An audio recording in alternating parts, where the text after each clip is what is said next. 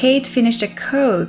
I have yet to find the fabric for the coat I want to make. Ooh, Victoria finished knitting a sweater again.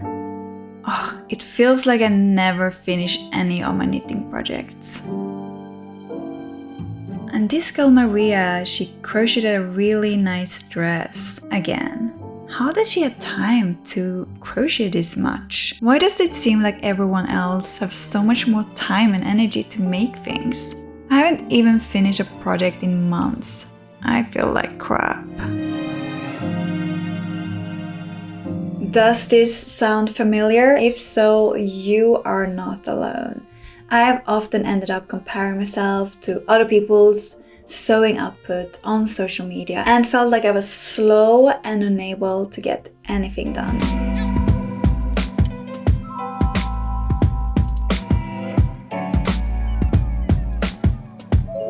Hi, my name is Matilda and welcome back to Miss Matti. Have you noticed more content like make your dream wardrobe in 4 days, make 6 garments in 24 hours, make a dress in 30 minutes? I'm just stressed thinking about it. It's like so should be harder, faster, better, stronger. Wait, that's a Daft Punk song. Today we're gonna talk about sewing stress and how social media creates this pressure to make more. While I think a lot of the content that I mentioned earlier can be a lot of fun to watch, it starts to become a little bit like the sewing world's equivalent to Shein hauls. Someone makes an $800 Shein haul and then someone else is making a $1,500 Shein haul, and it continues. We are fed with a constant stream of information through our feeds. And while we're scrolling, it's so easy to lump in all the people that we follow into some superhuman that makes all the things all the times. At least I do. So no wonder we start to compare ourselves and feel like complete failures. My comparison got to its heights at the beginning of the year when everyone on YouTube made their what I made in a year videos and rolled in the racks of clothes that they made in 2021. And at first, these videos were really fun to watch because I love seeing what my fellow sewists are making. But then I stumbled across this video with this lady who had made 97 garments in 2021, and I felt like crap. At this point, I hadn't been able to make much in the past 2 years. When we make content for a living, it's easy to end up making a lot because DIY projects creates a lot of engagement with our audience, which is completely understandable. I personally love making a good DIY video. But I think what happens a lot of times is that we as content creators make a lot of things, and then normal people who are sewing as a hobby look at the content creators and maybe end up asking themselves if they are making enough. No matter if you create sewing content or if you just sew as a hobby, I think it's important to realize that we do have seasons when we have different amounts of time and energy to make clothes. You might make a lot for a while, but is it really sustainable to keep up for a long period of time? Remember that it is okay to change our minds and spend our time and energy on different hobbies during different parts of our lives. And also remember, you are equally much a sewist, knitter or maker, even if you do not make anything for a while. We are not our output. If making clothes is your hobby and you are rushing your projects, stop and ask yourself, why are you rushing? It's your hobby. It's meant to be fun and fulfilling.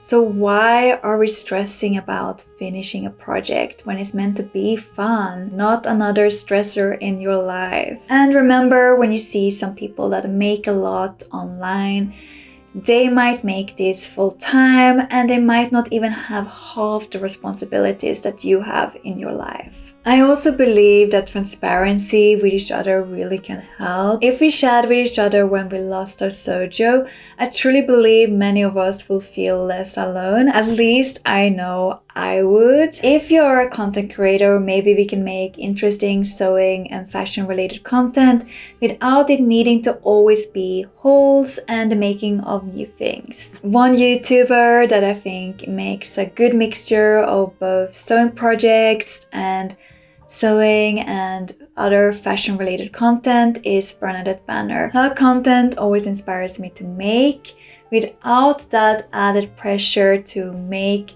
more and faster. Let me know in a comment down below if you have any of your own slow sewing favorites. Another thing you can do is to reconnect to your why when it comes to making clothes. So my why for making clothes is either to push myself creatively or level up my skills, or both, and to create clothes that both fits my taste and my body that I would love to wear for years to come. Please share in a comment down below your why for making clothes. I would love to hear. Making clothes is just not the final product or even the sewing or knitting process itself. It is also the initial idea. Is this idea worth pursuing? Slowing down allows us to make sure that we are pursuing the right projects. Number 2, planning and researching. Number 3, sourcing materials and patterns. Will you make or buy your own pattern? And number 4, design development and fitting. If we rush this process, we might make garments that we do not like the fit or the design of. And then, only then, it's time to make the garment. And after that is also styling the garment, maintaining the garment, mending, altering, and maybe even in the end, refashioning. And this brings us to another point on why we need to stop rushing, the sustainability aspect. I knew you knew I was gonna bring that up, right? Nowadays, sewing our own clothes is seen a little bit as a counteract to fast fashion. The whole DIY movement is, to be honest, a little bit of an act against consumerism and the hustle and bustle of modern life. But that desire for new things just doesn't go away because we start to make clothes instead of buying them. As such, it might be easy to justify that we sew a lot with that we are doing the right thing. I am literally just speculating and reflecting on my own thoughts here. If you make a lot and you get a lot of joy out of it, you do you. I don't want you to stop making things. I do follow several content creators that do make a lot, but they do make good quality pieces that they either will wear or they have a plan for afterwards.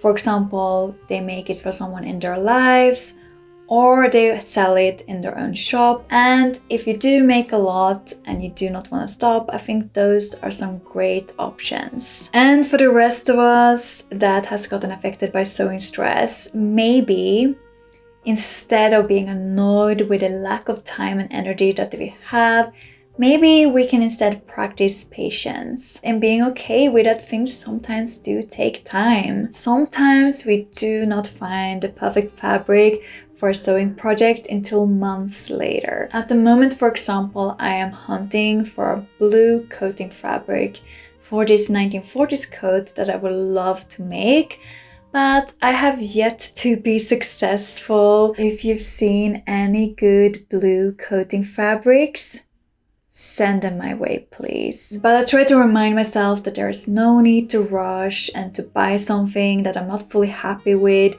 just so I can make a coat as soon as possible. Let's also talk a little bit about comparison. It's so easy to say, stop comparing yourself. But I truly believe we compare ourselves when we do for some reason feel less than. For example, when I compared myself at the beginning of the year, I had barely sewn for 2 years. I mean, I'm sure I'm not the only one because a lot happened during those 2 years. I was tired, exhausted, and uninspired. And I also tied a lot of my self-worth to my productivity. I'm happy to report that I rarely compare myself to others today. Of course, it still happens. I am human. I have my moments, but I have come a long way the past 10 months, and I would love to share what I did to stop comparing myself. But I think that subject requires its own video, so if you would like me to make a video on comparison, let me know and I will make that video a priority. Let me know if you also want me to talk more about slow sewing and how to enjoy the sewing process more. And please share in a comment down below if you ever experienced sewing stress and the pressure to make more, and what did you do to tackle it. And until next time, bye!